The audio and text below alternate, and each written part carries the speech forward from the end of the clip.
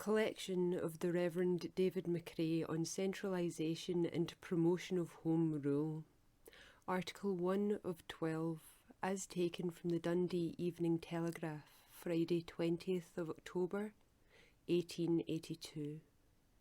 Is Scotland a part of Britain or only a part of England? To the editors of the Evening Telegraph. Sir, in Wednesday's paper, your special telegraphic news began with a paragraph headed England and Arabi. Why England? England has nothing more to do with Arabi than has Scotland or Ireland. The paragraph itself was quoted from the London Daily News and began, Arabi must and will have fair play when England is standing by, and went on, the Khedive and his ministers owe their power to the English arms. This English fashion of naming England in place of Britain is a fashion which, I think, the Scottish people, as represented by the Scottish press, ought steadily to resist. It involves, first of all, wherever used, whether in England or in Scotland, a gross historical blunder, and, I may add, a gross historical injustice. In point of fact, no such state exists as England. England as a state ceased to exist in 1707, when she and Scotland became united into one new state by the name, not of England, but of Great Britain. And so far from the name being deemed a matter of trifling importance, the very first article in the Treaty of Union expressly provides that the new state formed by the union of the two kingdoms of England and Scotland shall be called, not by the name of either kingdom, but by the new name of Great Britain. In like manner, the third article provides that the United Kingdom of Great Britain be represented by one and the same Parliament, to be styled the Parliament of Great Britain. To speak, therefore, of the English Parliament, the English army, England standing by, and so forth, is historically both a blunder and an injustice, and it seems to me that our Scottish press, on which the Scottish nation in a matter like this has to depend so much, should see that in Scotland at least this injustice is not done, and should, in printing an English telegram or quoting from an English paper, correct this English blunder, just as it would to correct an error in spelling or a manifest slip in the name of some public man. But this is worse than a mere blunder, worse even than a mere evasion of the letter of the law. It is a fashion that will, if it be permanently adopted, rob Scotland of her most glorious and inspiring traditions, and so far weaken the empire itself by taking away from Scotland the inspiration of her history. Some people pooh-pooh this idea because they do not trouble themselves to think, but no man who reflects for a moment will estimate lightly the influence upon a nation of a noble historical record. England is right in being proud of her history and of her name. It is one of the elements of her dignity and power. But Scotland, not less than England, has a history, an ancient and noble history, a history that is power and inspiration to every Scotchman that deserves a name. Under the name of Great Britain, Scotland and England ring both their names and both their histories into union. The empire is stronger for both, and for want of either, the empire would be so much the weaker. Ask the English, even those who honour Scotland most, how they would feel if the British Empire were called Scotland, and the army the Scottish army, and the government the Scottish government. If there is nothing in a name, as some people thoughtlessly say, then there could be no objection to this change, but the Englishman, when the question is put in that form, sees at once what he is so apt meantime to miss. He sees that under the name of Scotland, he, as an Englishman, would lose his place in history and be robbed of the glorious names and the glorious deeds identified for 1,000 years with the name of England. A Scotchman is a Briton, but he is not an Englishman, and under the English name, Scotchmen are pushed into connection with a local history that is not theirs, and away from the history of their own country, glorious with the names of Wallace, of Bruce, of John Knox, of 1,000 more. all of them fountains of manly pride and noble inspiration, which even in the interest of the Empire it would be wiser of England to help Scotland preserve. Surely a man who can use the word British at one end of his sentence could learn without much difficulty to use it also at the other. It is worth remembering further that public men, when they come to Scotland and find the reception that awaits them when they begin before a Scottish audience to speak about national interests as English, are found quite able on their return, or even in their next speech in Scotland, to use the proper terms. Lord Palmerston never forgot the wholesome lesson taught him when he came to Glasgow first and spoke of Scotland as that part of England north of the Tweed. Those who think that Scotchmen are indifferent on this question should have seen that sight. But Palmerston knew the value of national feeling and honest pride in one's fatherland, and when he returned, he not only spoke of Britain and the British, where formerly he said England and English, but he applauded the Scottish people for treasuring up in their hearts the honourable and glorious traditions of their country. I am, etc., David Macrae. Article 2 of 12. As taken from the Dundee Courier, dated Tuesday the 8th of January 1884. Dundee School Board, England versus Britain. The monthly meeting of the Dundee School Board was held yesterday, Provost Moncur presiding. There were also present Reverends Dr. Grant, Dean Nicholson, Messrs. Dunlop, Legg, Troop, Inglis, Macrae, Hamilton, Clapperton and Holder, Bayliss, Hunter and Doig, and Messrs. Smith and MacDonald. Mr. Macrae then moved the adoption of the following motion: that the Board regrets to find in so many of the school histories submitted for its inspection, even those issued by Scottish publishers, that the terms England and English are so often used as if they were proper equivalents for the terms Britain and British, that the Board appoints a committee to correspond on this subject with the publishers, especially of the books used in its own schools, and to confer with the teachers under the Board as to the best means of having this objectionable and blundering misuse of our national names corrected. Mr. Macrae, in supporting the motion, said that English people were slow to understand why the Scottish people should object to Britain being spoken of as England, yet none would be quicker than the English people to resent this very treatment if applied to themselves. If circumstances were reversed and England and the rest of the Empire were being called not Britain but Scotland, the government called the Scottish government, the army the Scottish army, and so on, none would be quicker to protest than the English, and rightly too. They would understand then that it is no trifling thing for a nation to be robbed of a glorious name and a glorious history. Under the name of Britain, England comes as well as Scotland with all her noble history and inspiring tradition.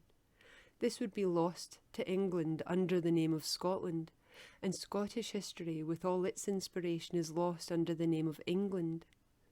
Thoughtless people cried down the question as a mere matter of sentiment, but sentiment is a powerful force, and no man who knows anything of human nature could disregard it or overlook the importance of enlisting it on the side of loyalty and against disloyalty and discontent. Some people said Irish disloyalty nowadays was mere sentiment, but it required 30,000 bayonets to keep that sentiment from bursting out into civil war.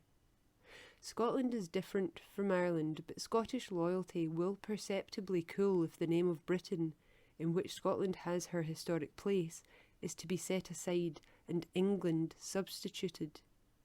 We owe no loyalty to England and never did.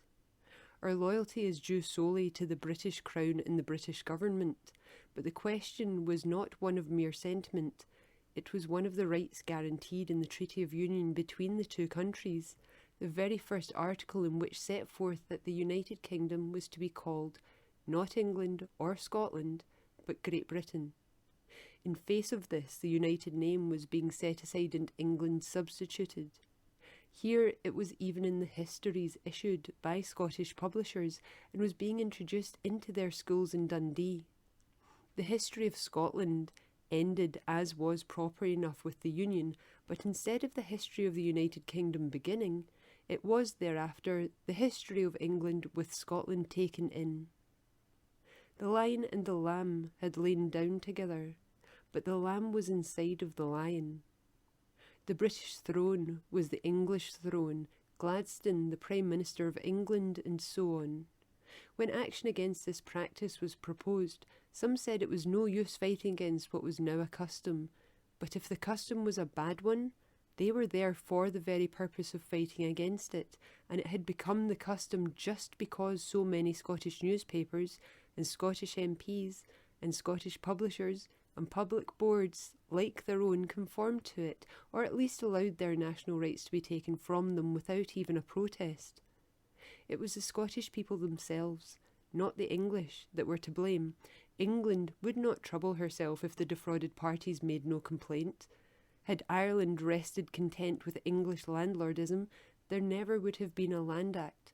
Had Scotland been content 600 years ago to be counted a part of England, there never would have been a Scottish name or a Scottish nation. But some said, we may call the empire British, but we still have to use the English language. But using the English language did not turn Scotchmen into Englishmen. The Americans used the English language, so did the Negroes in the southern states, but that did not make them Englishmen. The Belgians spoke French, but that did not make them French people. The Swiss spoke French, but that did not turn Switzerland into a part of France. Still, it was said, you have to put up with an anomaly. British people speak the English language.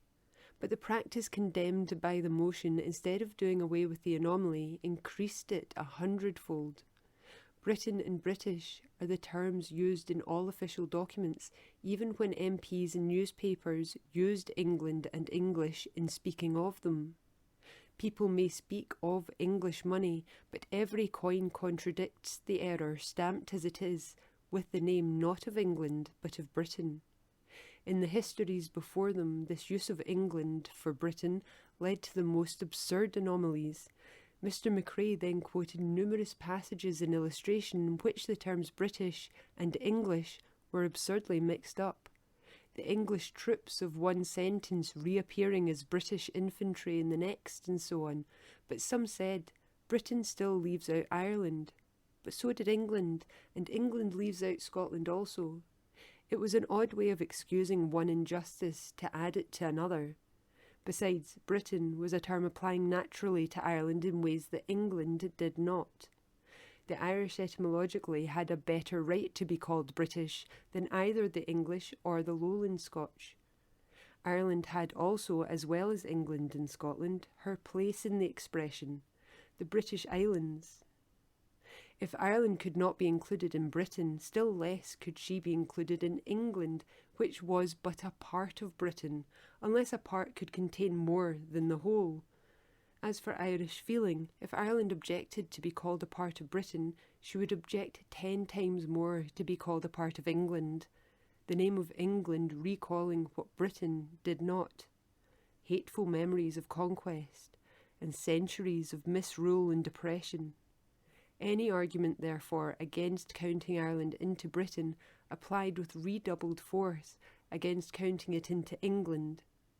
Mr. Macrae hoped the board would adopt his motion.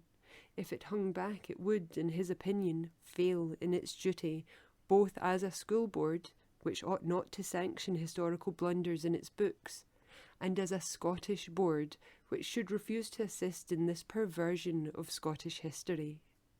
Article 3 of 12, as taken from the Fife Herald, dated Wednesday the 30th of July, 1884. Britain, not England. The injustice to Scotland, which was wont to be declaimed against by the late Mr. Burns of Glasgow, and which recently formed the subject of some pungent comments from Mr. Douglas Campbell, one of our London correspondents, has been taken up in a brief but terse and pointed pamphlet by the Reverend David Macrae of Dundee. The monopolising spirit of Cockneydom invariably substituted England for Britain.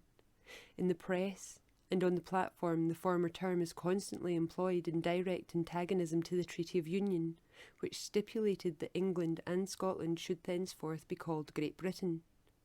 Is it argued that Ireland is not included in the term Britain? True, but as Mr. Macrae justly contends, it would surely be less offensive to Ireland to use the larger than the smaller term. The confusion which results from the habit of setting aside Britain for England is forcibly illustrated by numerous quotations by Mr. Macrae from current literature.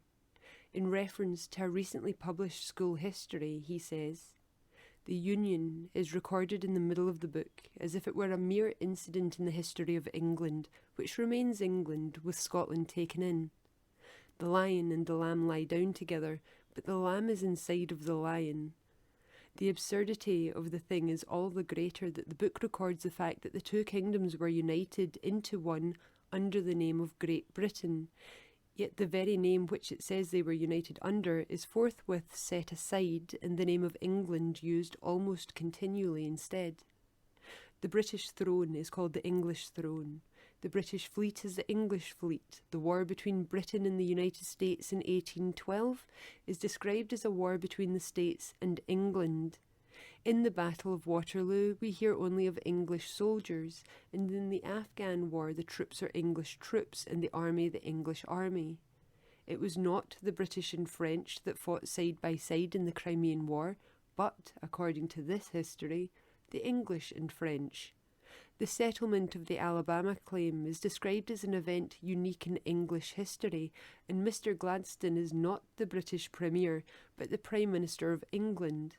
And this outrage on our national name and history, this practical turning of Scotland into a mere county or district of England, is found in histories issued by Scottish publishers for use in Scottish schools.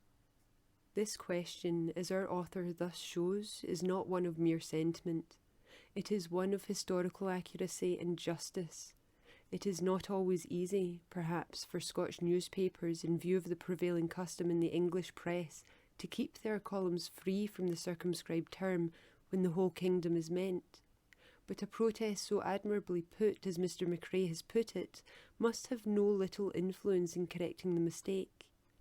The pamphlet, which sells at a penny, may be had at the Fife Herald warehouse. Article 4 of 12, as taken from the Dundee Advertiser, dated Wednesday the 6th of May, 1885. Patriotic meeting in Dundee. A public meeting was held last night in the Kinnaird Hall, Dundee, to protest against the misuse of national names. There was a large attendance, the halls and galleries being filled. In his note, Mr. Thornton said, "I am heart and soul with you in the object of the meeting. It may be true enough that a rose would smell as sweet by any other name, yet nobody would like its name changed. Names are not small things. The Athenians were Greeks, but they were first of all Athenians. In this island of ours, there is ample room for a healthy Scotch nationality combining with, without being supplanted by, the nationality of England. Hence the imperial name Britain. Being a Scotchman first of all, I prefer to admire Englishmen rather than to be included in the name." Mr. Macrae then said they had met to protest against the growing practice of using the terms England and English instead of Britain and British, to protest against it as an outrage on their national honour and self-respect, and also as a direct violation of the Treaty of Union with England.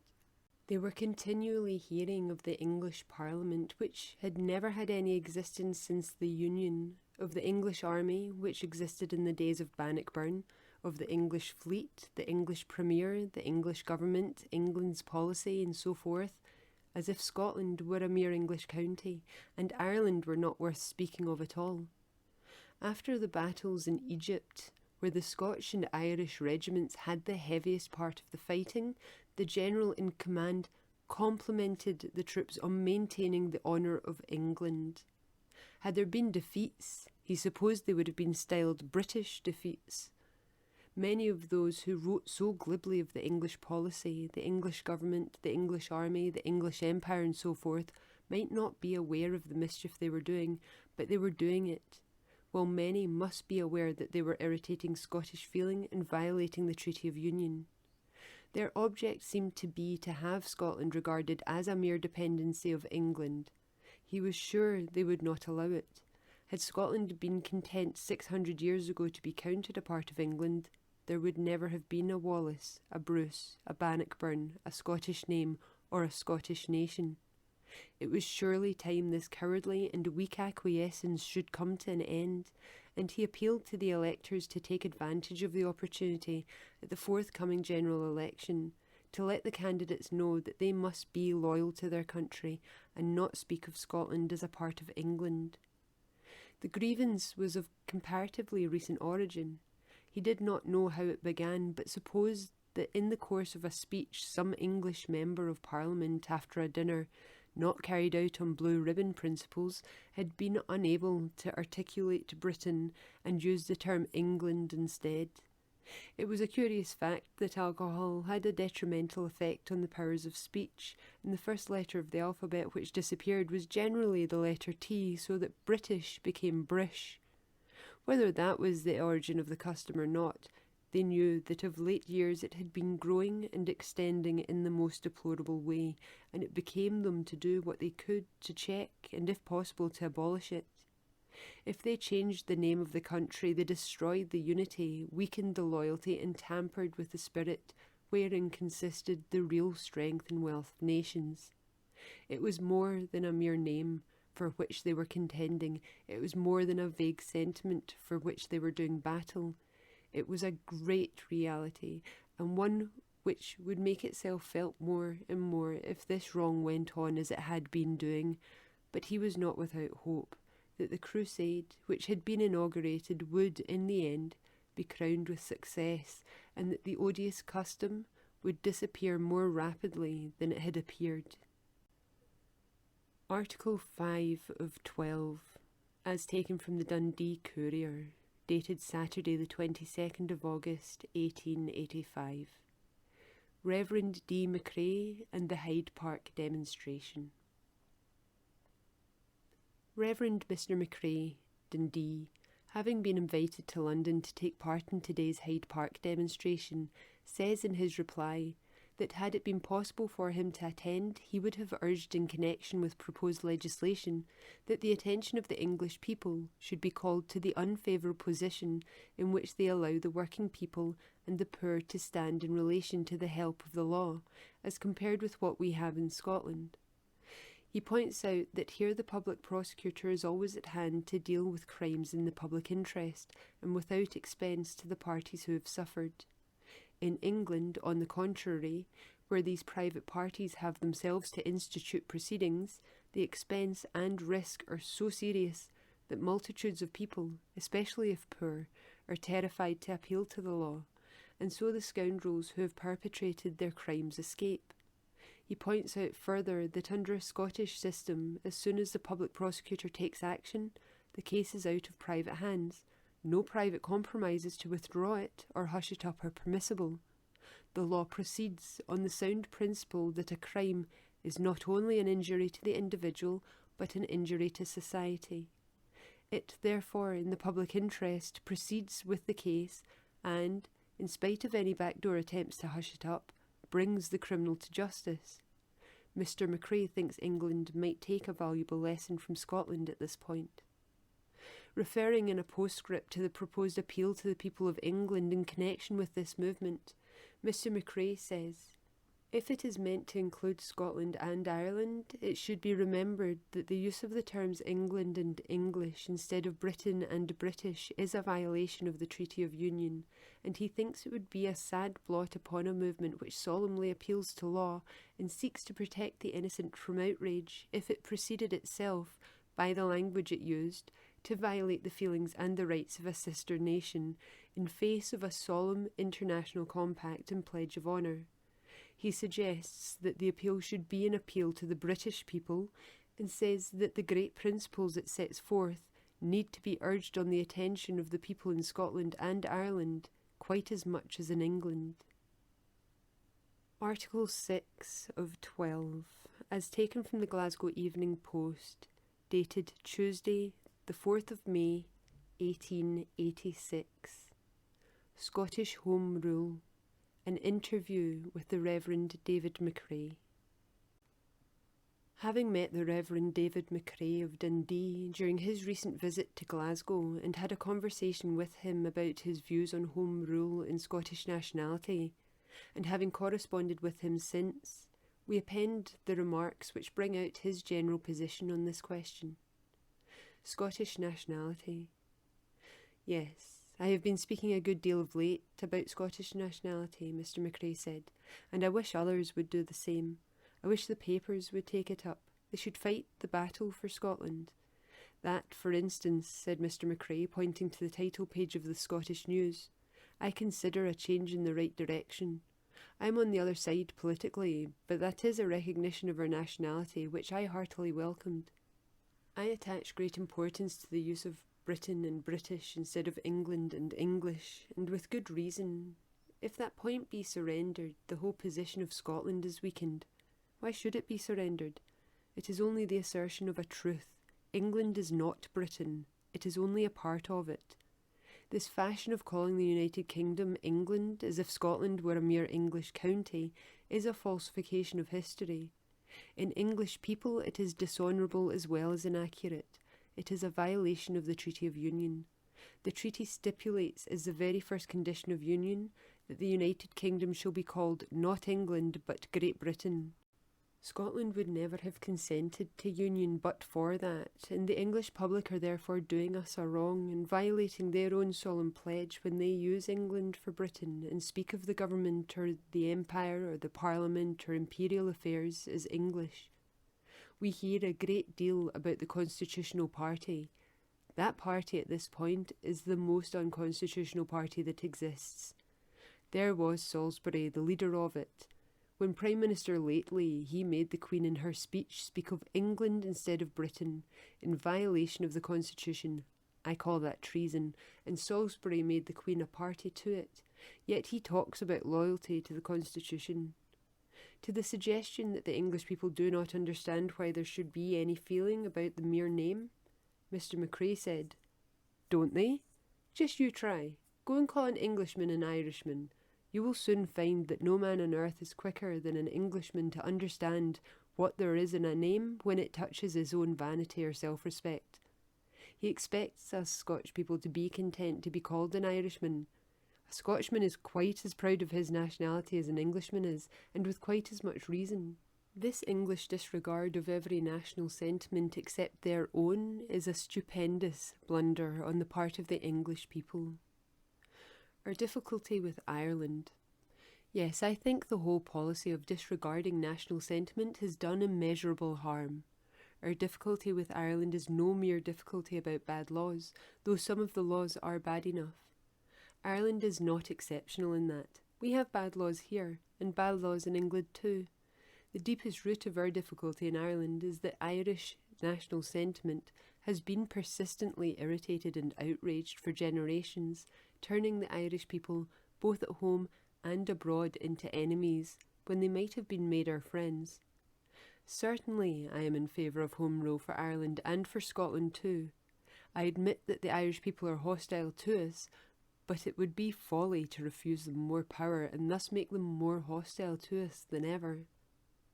Home Rule is a good thing in itself. The English fashion of treating the smaller nationalities is creating a necessity for it. For Ireland, it has become indispensable, and the only hope of disarming Irish hostility is by showing the Irish people that we are growing wiser and kindlier, that we are prepared to grant their rights and do our best to atone for the errors and cruelties of the past. Yes, I do think Ireland would respond if the Orange faction will permit her. She will do it even for her own interest. As soon as she is made responsible for her own government, she will not only see the necessity of proving the capacity for self-government, but see the immense importance of cultivating friendly relations with England and Scotland. What will the Irish Protestants do? What will the Protestants in Ireland do if Home Rule be granted? Repeated Mr. Macrae. Why, if they are people of sense, they will do their duty. They will do what they can to make Ireland prosperous. They will lay aside their religious animosity, which is quite as bad in a Protestant as in a Catholic, and join with the rest of the Irish people in promoting order and peace and progress. If Mr. Purnell, who is a Protestant, can work so harmoniously with the Catholic members of the Irish people, why should not the Ulster Protestants be able to work harmoniously with the Ulster Catholics and the Irish people generally? There isn't a finer race of people in the world than the Scotch-Irish of Ulster. If they would only turn Orangism into Christianity and do by the Catholics as they would like the Catholics to do by them. Home rule for Scotland. What would Scotland gain by home rule? She would be able to deal for herself with Scottish questions and with larger questions on which she is ahead of England, such, for example, as education, the liquor question, the church question, and the land question. If we had home rule in Scotland, the Crofters Bill would not have been the abortion it is, and we should not see our Highlands turned into mere sporting ground for Mr. Winans and a few idle aristocrats. For another thing, we should be saved the endless trouble, annoyance, and expense of having to carry all our Scottish parliamentary business up to London when we want the money at home, and would manage the business itself more easily and better. A federal system.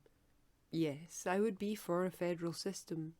I don't believe in anything else for Ireland either. I don't see how Mr. Gladstone's plan of excluding the Irish representatives from the Imperial Parliament would work, except as a mere temporary expedient. It would be, in one sense, a calamity if it did work, for we want not separation, but a better and truer and wider union. I would have home rule for England and Wales as well as for Ireland and Scotland, and I would have all these nationalities represented in an Imperial Parliament. British, not English, and I would have this General Parliament meet somewhere else than in London to escape the disturbing influence of that stupendous mass of provincialism. A startling but wise change. I admit, continues Mr. Macrae, that would be a startling change, but it would be a wise one, and it would only be doing in this country what was done so wisely in the United States, where Congress is kept away from huge cities like New York or Philadelphia or Chicago, and meets in Washington, in a district reserved for the purpose, a district not even included in any one state. The colonies.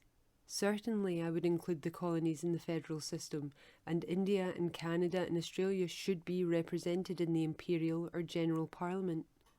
No, I do not think such a system would be inconsistent with the monarchy. I don't see why it shouldn't work sufficiently well either with a monarchy or a republic, but we needn't trouble about that. Happily, it would not need a revolution now to turn this empire into a republic should that form be found best. We have the substance of republicanism here already. Article 7 of 12, as taken from the Dundee Evening Telegraph, dated Friday, the 16th of September 1887. Sympathy with Ireland. Last night a crowded meeting of the Reverend David Macrae's congregation was held in the Kinnaird Hall, Dundee. Mr. Macrae in the chair, at which the following resolutions were unanimously adopted. 1. That this meeting of Scottish people denounces the policy which the present government is pursuing in Ireland, as iniquitous and cruel in itself, and fitted to cause riot and outrage by irritating beyond the limit of endurance the feelings of a high-spirited people. 2. That this meeting desires to express its heartfelt sympathy with the Irish nation in its present struggle for its national rights, and hopes that in spite of provocation it will move steadily on within the lines of constitutional agitation to the triumph which seems now drawing near.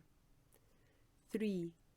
That this meeting desires to express the warm sympathy with the aims of the Highland Land Law Reform and the Scottish Home Rule Conferences now being held at Oban, and its hope that Highlands and Lowlands may stand shoulder to shoulder in seeking the reform of unjust and oppressive laws, and the vindication of Scotland's right to the management of her own affairs. 4. That this meeting desires to thank Dr. Clarke, MP for Caithness, and Mr. Hunter, MP for West Aberdeen, for calling attention in Parliament to the conduct of the present government in permitting a treaty with China to be negotiated under the name of England instead of Britain, in direct violation of the treaties of union between England and Scotland and between Great Britain and Ireland. After the resolutions were carried, a number of Highland airs were rendered by a band under the leadership of Mr. Macpherson, and national songs were sung by Mrs. Kidd and Whiten and Mr. John Stevenson. Votes of thanks brought the meeting to a close. Article 8 of 12, as taken from the Greenock Telegraph and Clyde Shipping Gazette, dated Thursday the 15th of December, 1887. Reverend David Macrae on Scottish Home Rule. In the Waterloo Rooms, Glasgow, last night, the Reverend David Macrae, Dundee, delivered an address under the auspices of the Glasgow Junior Liberal Association, his subject being Home Rule and Scottish Rights. There was a large attendance. Mr. William Jacks, ex-MP for Leith, occupied the chair. The chairman said he believed that a measure of Home Rule for Scotland could be brought forward, which would be not only practicable, but consistent with retaining our full representation in the Imperial House of Parliament, and consistent also with making the voice of Scotland, as of yore, powerful in influencing the destinies of the Empire. The Reverend Mr. Macrae said there were some people who thought ministers should not interfere in politics. They were to be quite free to deal with sinners of Bible times, but not with those in the present day. They must not say a word about those who turned pasture land into wilderness for sport and drove the landless people into acts of violence to keep themselves, their wives, and their little ones from starvation. If that was their religion, they needed another. If that was Christianity, they needed to have Christianity born again into the Spirit of Christ. These were times, it seemed to him, when every man, whether minister or beadle, needed to be a politician. Perhaps no nation of its size had more reason to be proud of its nationality than Scotland had.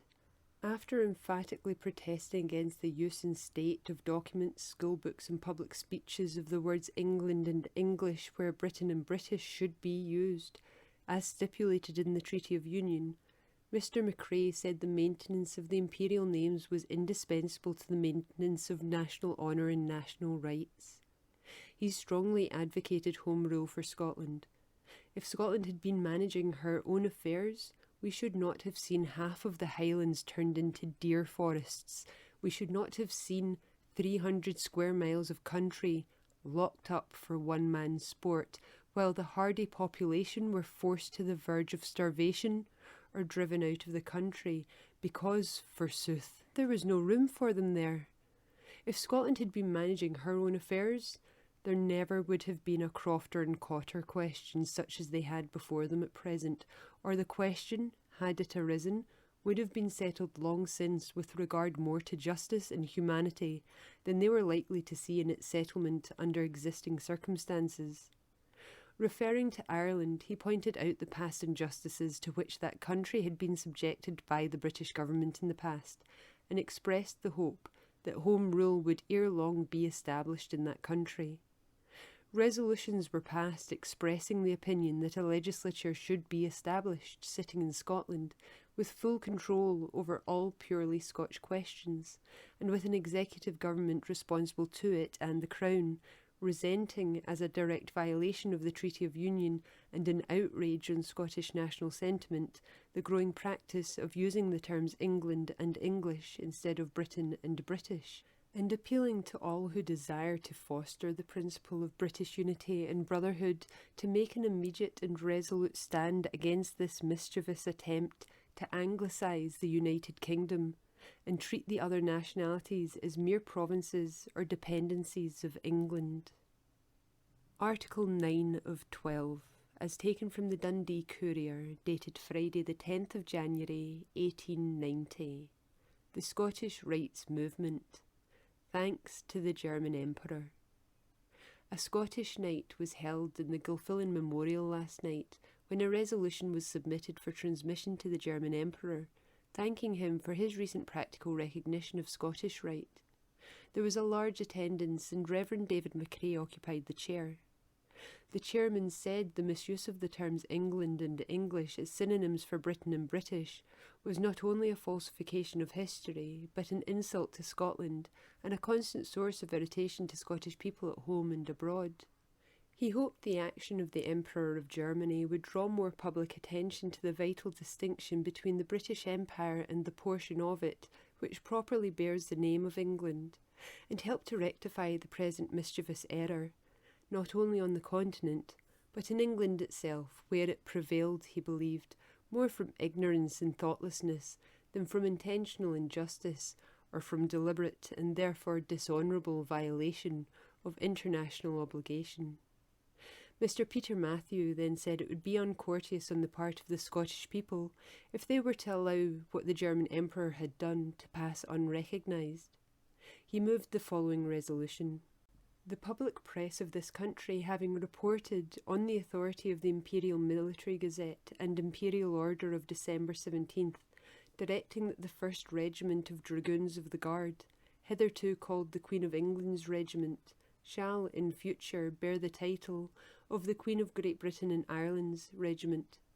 This public meeting desires to convey to your Imperial Majesty an expression of the great satisfaction with which, as Scottish people, we have heard of this step.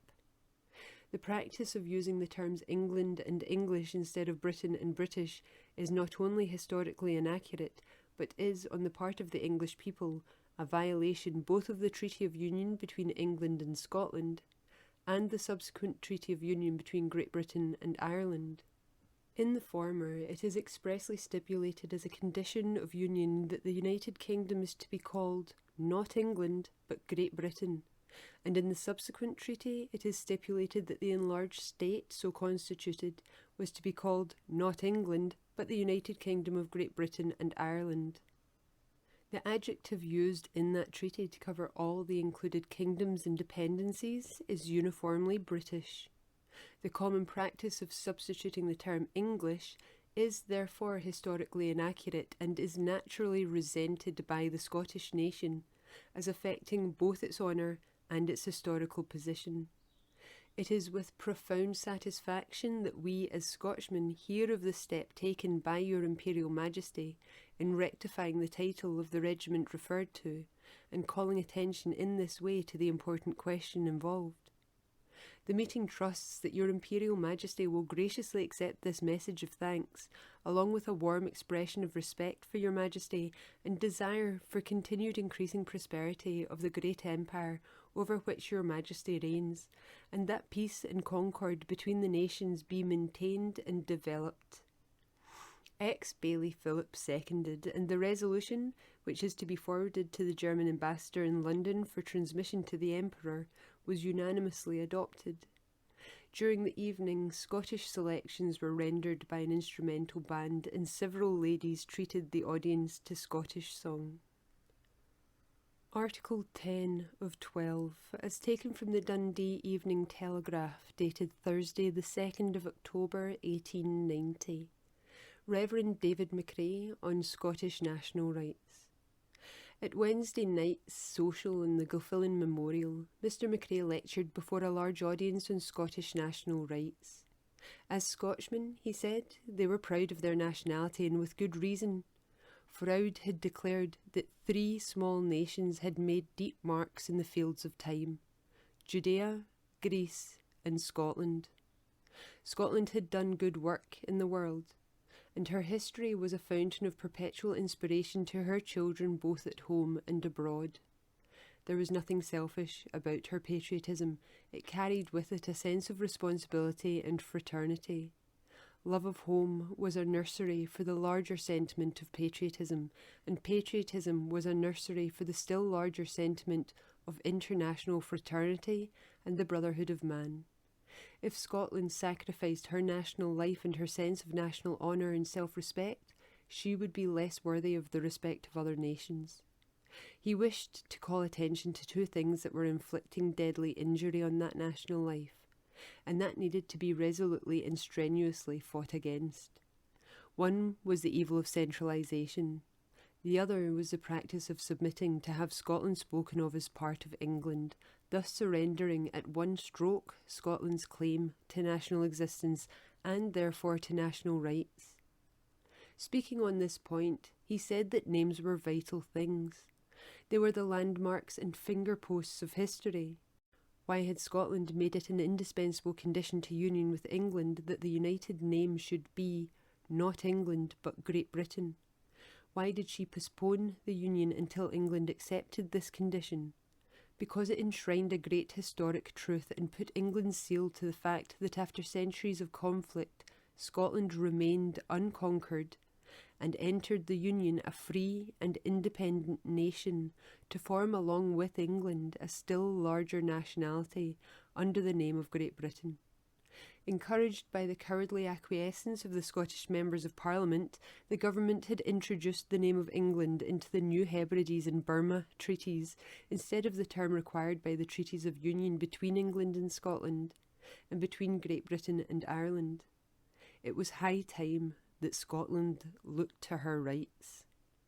Article 11 of 12, as taken from the Dundee People's Journal, dated Saturday the 20th of August, 1892. Insulting and dishonourable. The Reverend David Macrae moved the following resolution. Names and words, he remarked, were the symbols of things, and to misname was to confuse, mislead, and falsify.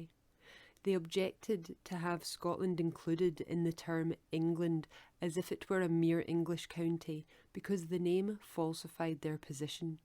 Scotland was not a part of England, no more a part of England than a part of Ireland. They objected to be spoken of as Englishmen because they were not Englishmen, but Scotchmen. They spoke English, they used the English language, but that no more made English people of them than the wearing of Scotch tweeds or the drinking of Scotch whisky turned an Englishman into a Scotchman. It was not a question of whether it was better to be an Englishman or a Scotchman, but a question of what they were.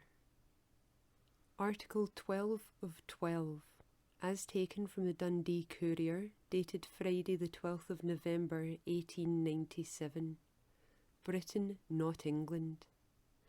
To the editor of the Dundee Courier, Sir, more than 100,000 Scottish people of all ranks and classes, including several of the nobility, over 600 provosts and town councillors, and upwards of 50 members of Parliament, including the members for the Scottish universities, have now signed the Scottish people's petition to the Queen, protesting against the misuse of our national names, such as is found even in official documents, in direct and flagrant violation of the Treaty of Union.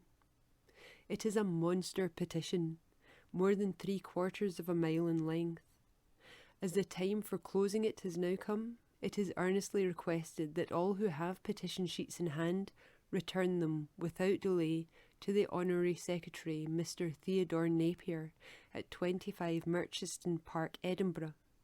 They can be returned with such signatures as they already have. Better still, they can first be filled by a few hours of energetic work and then sent in. All who desire the maintenance of Scottish rights and Scottish honour are glad to sign when the opportunity is given them. To those who read this letter, I would earnestly say, do not let your name be absent from this historic document. I am, etc. David Macrae.